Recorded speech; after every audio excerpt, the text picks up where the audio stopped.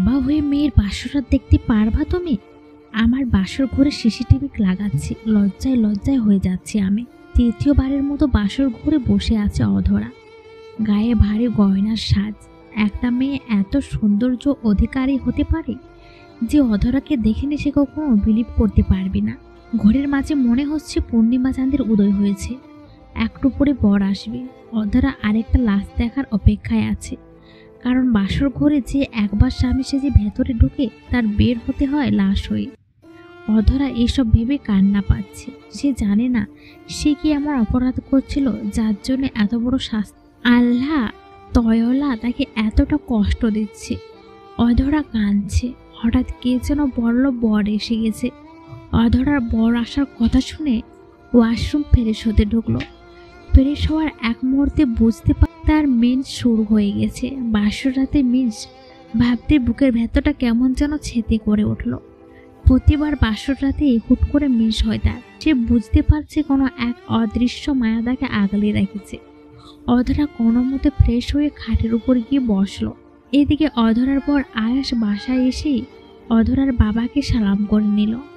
আয়াস সবকিছু জেনে অধরাকে বিয়ে করতে রাজি। সে জানে তার আগেও দুজন বাসর রাতে মারা গিয়েছিল, কিন্তু আয়াস অধরাকে প্রথম দেখায় ভালোবেসে ফেলে। আর অধরা তার বাবার একমাত্র মেয়ে, 1000 কোটি টাকার সম্পত্তি, সব আয়াসের হয়ে যাবে। সবকিছু ভেবে বিয়েটা করা। আয়াস বাসর ঘরে ঢুকে দরজাটা লাগিয়ে দেয়। দরজাটা লাগাতে অধরার বুকের ভেতরটা কেমন যেন কেঁপে উঠল।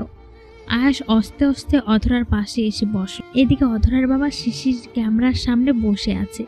নিজের অনিচ্ছা সত্ত্বেও নিজের মেয়ের ফুলসজ্জা তাকে দেখতে হবে। এইভাবে কয়েক ফোঁটা জল গড়িয়ে পড়ে। জন্মের সময় অধরার মা মারা যায়। সে দুঃসহ স্মৃতির কথা মনে হলে তিনি এখনো ঘুমোতে পারে না। অধরা তার সংসারে আসার পর ব্যবসা উন্নতি উত্তর উন্নতি শুরু হয়। এদিকে অধরা ভয়ে কাঁপছে।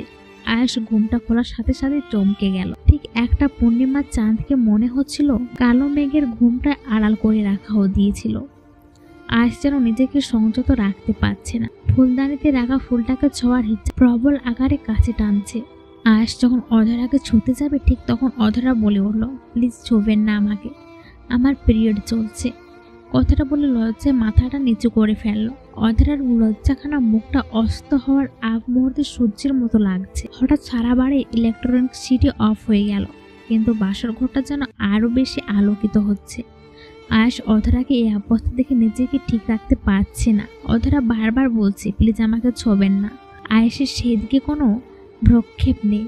আয়াস অধরাকে ছোঁয়ার সাথে সাথে অধরা সেন্সলেস হয়ে যায়। অধরার বাবা দৌড়ে অধরার রুমে এসে নক দেয়। ভেতর থেকে কোনো কথা আসছে না।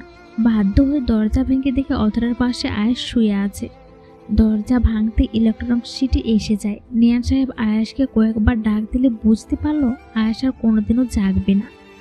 অধরাও সেন্স নেই, সকালের আগে আর ফিরবে না। সকালবেলা পুলিশ এসে লাশকে নিয়ে যায়, কিন্তু ময়না তদন্তে মৃত্যুর কোনো কারণ উদ্ঘাটন করতে পারে না। অধরা শেষ ফিরলে তার বাবাকে জড়িয়ে ধরে বলে, বাবা কি অপরাধ করেছে আমি? কেন অপয়া হয়ে জন্ম নিচ্ছি? তুমি কেন নিরপরাধ ছেলেদের জীবন নষ্ট করছো?